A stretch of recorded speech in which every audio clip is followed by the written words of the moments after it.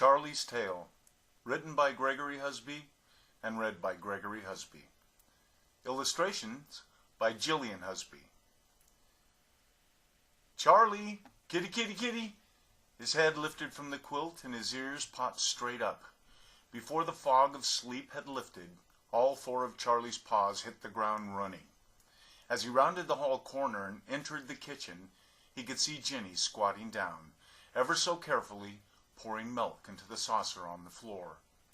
Charlie could feel his little motor come to life in his throat. As he savored with contentment each lap of cow's milk, Charlie's purr became more and more audible. By his own recollection, Charlie figured he had had 7 catnaps today. 3 on Jenny's bed, 2 under her bed, 1 in front of the windowsill, and 1 on the forbidden kitchen counter while watching the fish tank. Things had become quite quiet around the house since his Jenny had started back to school. All he seemed to do nowadays was sleep, but feeling well rested, Charlie was anxious to see Mimi and Toby out on the fence later that evening. Once he had tucked Jenny into bed, Charlie would give himself a quick bath, scout about for any foolish mice, and then meet up with his friends under the moonlight. After putting the pitcher of milk back into the refrigerator, Jenny bent down to pet the love of her life, Charlie. She could hear the little engine running in his throat. Charlie lifted his head to look at her, his purr not skipping a beat. Jenny giggled to see that his chin was covered with the white milk. She too missed Charlie now that she had started back to school. But her days were so busy with schoolwork, friends, and such. It was just a few years ago. Jenny was playing in the backyard of her home. She heard a dog and a cat fighting in the yard across the way. As she ran towards the sounds of the barking and hissing, she came upon a small dog and an even smaller cat. Both were now squared off in a brief but calculated stare-down, readying for round 2. With her arms flailing, Jenny was upon them both in an instant. "No, no, no!" she yelled. The little scruffy-looking Pomeranian dog bolted towards its owner's house, tail between its legs, yapping continually all the way until disappearing through the doggy door. Jenny looked down to see a small young tabby kitten cowering to the ground. His little tail was bottle-brushed, and his eyes were full of fear. Instantly Jenny could see that something was terribly wrong. The soft orange fur was matted with crimson red in the middle of the kitten's tail. It had been bitten and was obviously broke, now with a noticeable bend near the tip. Jenny picked the kitten up and held it to her chest. Out of nowhere, Jenny's mother was beside her. She had heard all the noise and ran from her back door to find her daughter holding the injured kitten.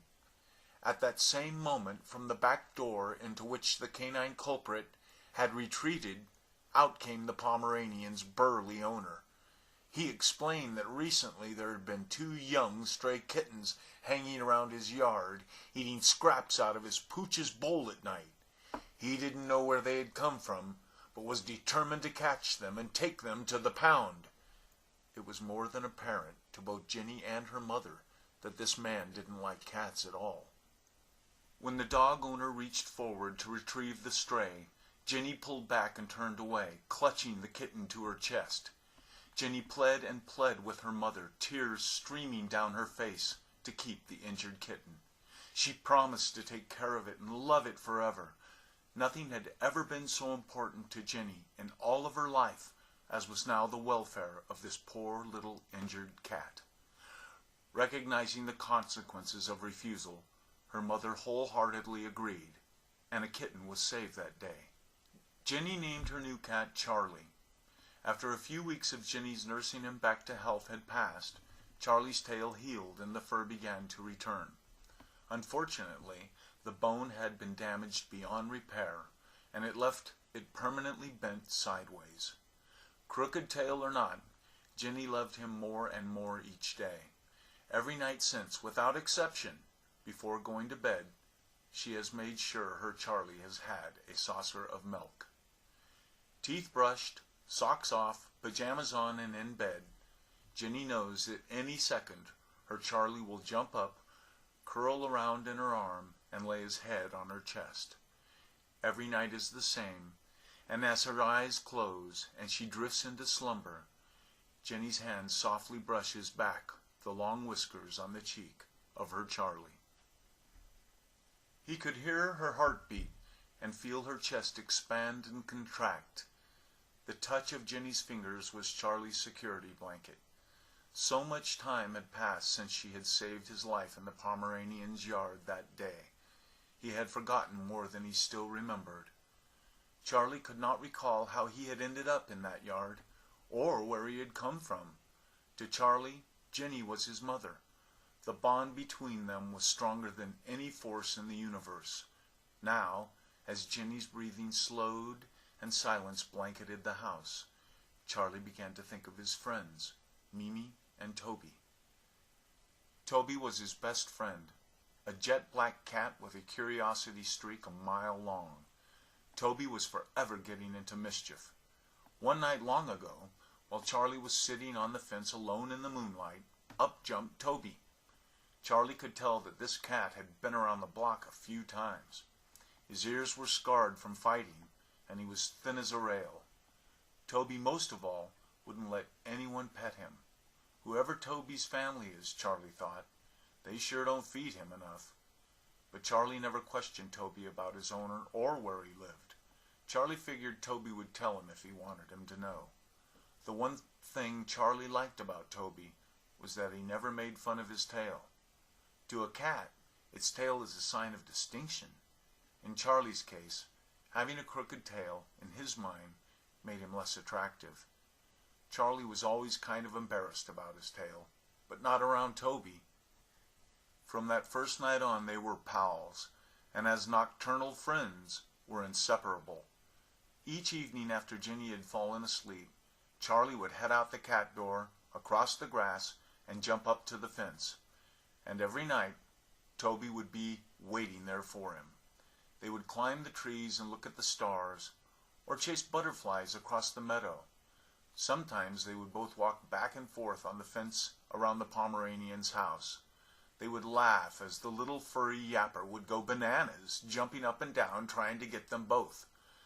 Their fun was usually short-lived when the back door would open and out would storm the burly owner, yelling some not-so-kind words at them. Both would scatter from the fence and venture elsewhere. Toward the evening's end, just prior to sunrise, both Charlie and Toby would make their way to Charlie's cat door. When they had first met long ago, Toby had told Charlie that he never gets milk. In fact, prior to meeting Charlie, Toby had never tasted milk. So every evening from then on, when Jenny gave Charlie his milk at night, he would leave half of it in the saucer for his friend. While Toby waited outside, Charlie would make sure the coast was clear inside the house. Toby would then sneak into the kitchen through the cat door and enjoy the remaining fresh milk. Charlie always felt good about that. It was a month or so ago when Charlie met his other friend, Mimi. The large yellow moving van had pulled up next door to Jenny's house. All day, in and out, furnishings were moved to and from. Jenny's new neighbors had moved in. The next night, Charlie and Toby were on the fence meowing at the stars when a third cat appeared. When Charlie saw her, he almost lost his balance. There in front of both of them stood the most beautiful feline Charlie had ever seen. White and black in color, with fur that shimmered in softness, incredibly long-whiskered, with a perfectly tied pink bow around her neck. She took his breath away. "Hi, boys. My name is Mimi. What's yours?" Toby answered her first, but when it came time for Charlie to talk, he had a frog in his throat. Underneath his orange fur, Charlie's face had blushed red. "I'm Charlie," he finally forced out. From that day on, where there had been 2 friends before, there were now 3. Jenny was asleep now. Charlie stood up on the bedspread and looked at her. The house was warm and completely silent. Charlie knew she would be asleep there all night, and it made him happy. As Charlie sat at the end of the bed cleaning his paws, he began to think about Mimi. Charlie had a crush on her. She was so smart and pretty, but what could she ever see in an orange bent-tailed cat like me? Charlie thought. The thud of his paws hitting the carpet, the clicking of his nails across the cold kitchen floor, and the tiny squeak of the cat door gate, Charlie exited into the night. The cool dew on his paws sharpened his senses. As he looked up the fence to gauge his jump, Charlie could see that the sky was perfectly clear and a half-moon shined brightly. He was anxious to see his friends. His jump was flawless. The 4-inch fence top provided more than enough room for Charlie to maneuver swiftly down his backyard expressway. He could hear the Pomeranian yapping up ahead with rapidity. As Charlie approached, he could see Toby running across the Pomeranian's yard at full speed with the dog chasing right behind. Toby launched from the ground, his claws sunk into the old oak wood fence that stood well over 5 feet tall. Charlie could hear Toby gasp for air as the skinny jet-black cat pulled himself up, over, and next to Charlie on the fence top. The Pomeranian continued relentlessly to bark and bounce up and down like a jack-in-the-box on the grass below. Then, to both Charlie's and Toby's delight, the Pomeranian's owner opened the back door and yelled, "Dinner time!" With that, the noisy canine abandoned its post and disappeared through the doggy door. "That was a close one," Toby said, still panting hard. Charlie could see why Toby had been on the Pomeranian's turf. In the center of the yard, the burly Pomeranian owner had years ago dug out the earthen ground and installed a storm shelter. Living in the Midwest, tornadoes are common, and shelters such as these provide a family with a safe place to stay until the twister passes. But tonight the weather was clear and calm. Toby told Charlie that earlier in the day he had seen the burly owner moving a few boxes into the shelter. Evidently, the owner forgot to close the door when he had finished. When Charlie had arrived, Toby had been maneuvering his way towards the open shelter door, but was detected and deterred by the territorial canine. "Come on, Charlie, let's go check it out. We can do it," Toby begged. His curiosity was getting the best of him. Charlie had no intention or desire to hop down into that Pomeranian's yard. Not a day of his feline life had gone by that he had not remembered how his tail had gotten bent. He feared that mean dog, and he could still hear in his head the burly owner's words that he was determined to catch them and take them to the pound. There was no way Charlie was going to go into that yard. Meow. Both Charlie's and Toby's heads turned instantly. Mimi had arrived and was gently making her way along the fence towards them both. Charlie's heart skipped a beat when she smiled at him. For a while they all sat and stared at the open shelter door. Charlie and Mimi had to over and over tell Toby that they would not jump down to sneak in the open door with him. They tried very hard to convince Toby it was too unsafe to try. But he had a curiosity streak a mile long, and tonight was no exception. In an effort to change the subject, Mimi suggested they go to the grassy field and chase the mice. All 3 cats spent the rest of the evening running and playing, climbing trees, chasing fireflies, and watching the stars in the sky. Charlie so much enjoyed times like these. He would always make sure both of his friends were safe as they played. As they walked through the grass, Charlie would always pick the safest paths. He would avoid streets with cars and yards with dogs as he led them on their nightly adventures. Charlie's crooked tail didn't matter to Toby or Mimi. In fact, when they were all 3 together, Charlie forgot all about it. Charlie said good night to Mimi and watched her walk down the fence top towards her home. Before jumping down, she turned and looked back and smiled at Charlie. His heart lifted, and he waved his paw good night. Then she was gone. Toby was staring up at Charlie from the porch, with his tail whipping to and fro, anticipating the remaining milk in Charlie's saucer that awaited him on the other side of the cat door. Like every night before, Charlie would go in first, making sure the coast was clear. Then Toby would follow and lap away at the whole white milk, leaving not a drop behind. Toby would always say, "Thank you, Charlie," and off through the door and into the dawn he would go. Charlie worried about how thin Toby was. It was obvious he didn't get enough to eat. Toby's owners aren't very good to him, Charlie thought. As he rounded the hall corner and entered the bedroom, he could see his Ginny lying asleep on the bed. Ever so gently, Charlie vaulted atop Jenny's quilt and softly made his way to her arm. Charlie could hear Jenny's heartbeat. The night chill on his orange fur began to warm as he felt his Jenny's hand softly brush back the whiskers on his cheek. Charlie drifted into slumber. Charlie spent most of the next day on the forbidden kitchen counter while watching the fish tank. Jenny had purchased 2 new fish that darted about the tank non-stop. At the top of the large aquarium sat a cover that housed the light and air pump for the tank.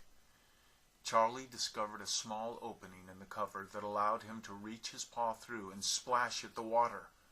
Each time he would cup at the water with his paw, the fish would scurry to the opposite side of the tank. This amazed Charlie. Only when he heard the brakes of the yellow school bus did he jump from the counter and run to the front door. The rest of the day would be spent napping on Jenny's lap as she did her homework. Then Charlie would lay on the grass underneath the oak tree in the front of the yard and watch as Jenny rode her bike up and down the sidewalk. At dinner, Charlie would climb onto Jenny's lap and hide beneath the tablecloth. Jenny would sneak tidbits to her Charlie. They were like peas in a pod. They loved each other. Jenny never forgot the day she pled and pled with her mother, tears streaming down her face, to keep the injured kitten. She promised to take care of it and love it forever. That was a promise she intended to keep. Charlie had overslept. He could hear Jenny was fast asleep by her breathing. All that splashing and fish-watching throughout the day had worn him out. Charlie lifted to his paws and dropped to the cold floor.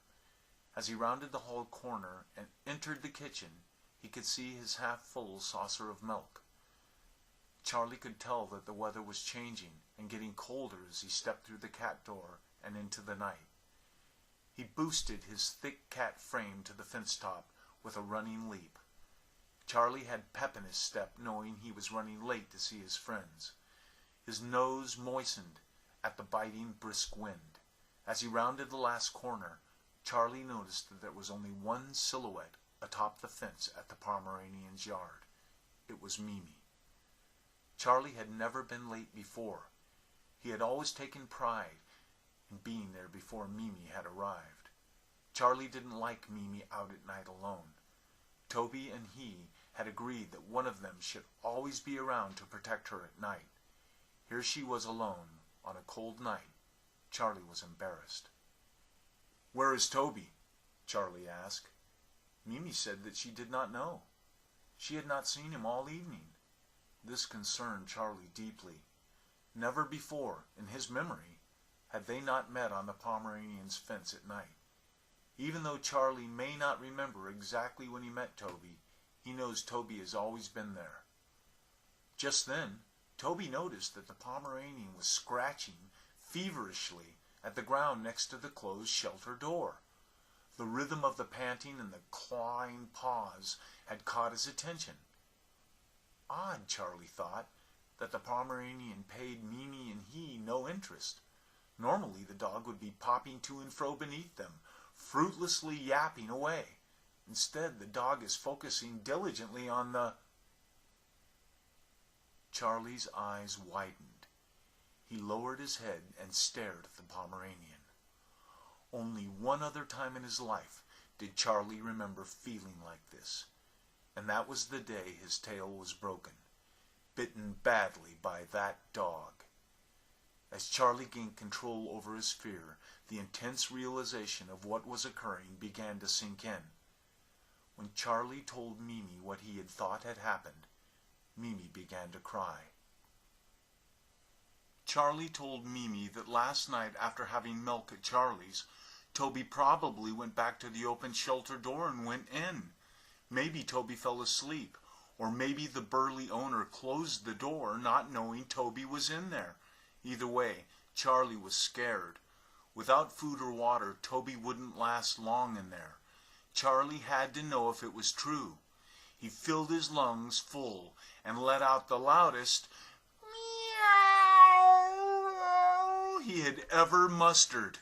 Charlie's voice filled the yard. The Pomeranian stopped digging, looked up and stared at Charlie with dismay. Suddenly, a faint cry came from below the door. Toby had heard Charlie. The Pomeranian began to bark, Mimi began to sob, and Charlie tried desperately to think. Charlie was scared. His best friend was trapped with no way out. An enormous sense of hopelessness overwhelmed him. Charlie realized he could not stand by and let Toby perish in that dark cellar. Mimi was crying heavily. The Pomeranian was now barking wildly. Suddenly, the back door to the house opened, and out popped the burly owner. "Dinner time," he yelled. Reluctantly, the Pomeranian turned and scurried off and into the doggy door to devour a meal.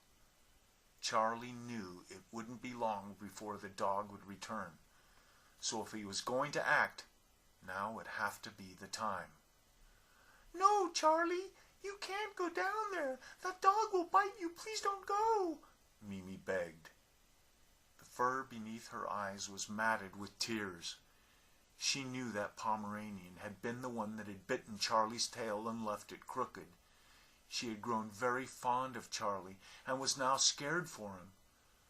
Charlie took a deep breath and knew what he had to do. Toby was his friend, and he needed help. Charlie remembered that once someone had helped him and saved his life in that very same yard many years ago, his Jenny. He knew that tonight she was their only hope. Charlie dropped to the ground. The grass was cool and moist with dew. Step by step, his paws edged toward the shelter door. Charlie could feel his chest dampening as he hugged the ground closely while moving forward. The Pomeranian was nowhere in sight, probably still eating. "Toby, you hear me?" Charlie whispered into the sealed shelter.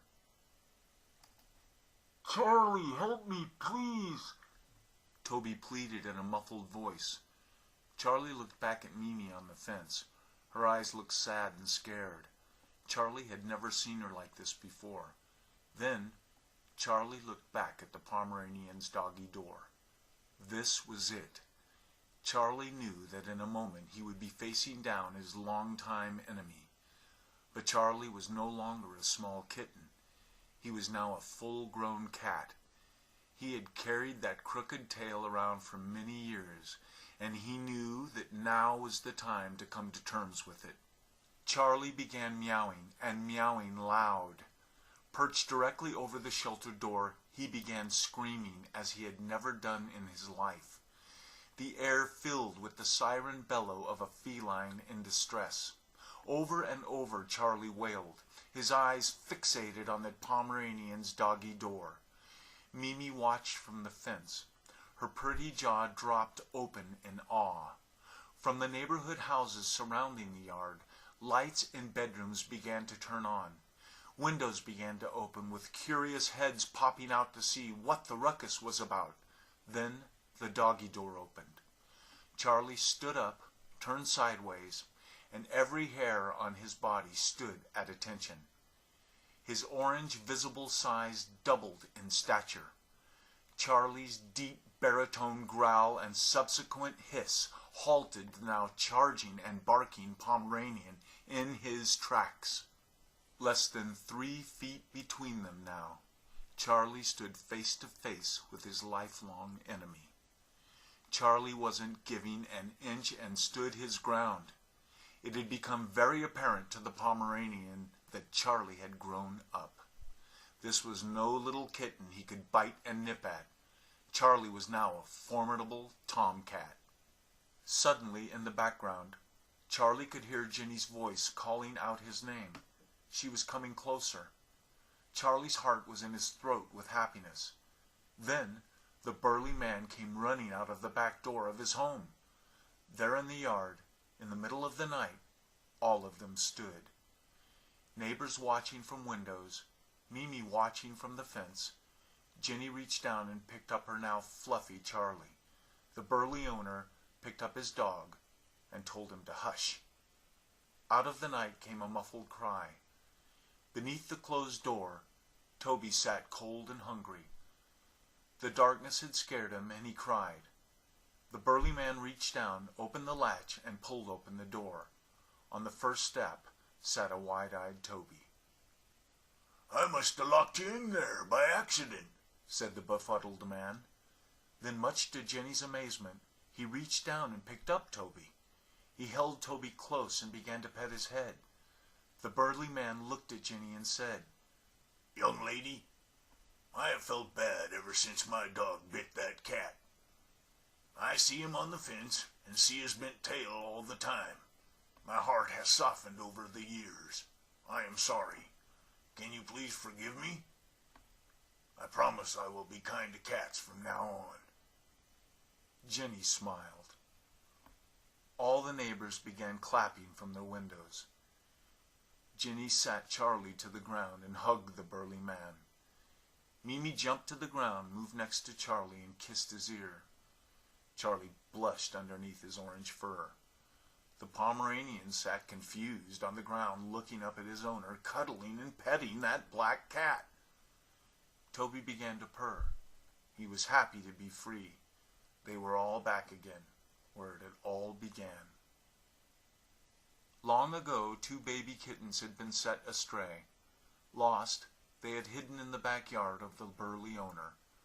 Charlie was lucky and found a family. Toby was not so lucky. All his life he had lived alone in an old empty warehouse. He had no milk, because there was none. He had no regular meals, because there were none.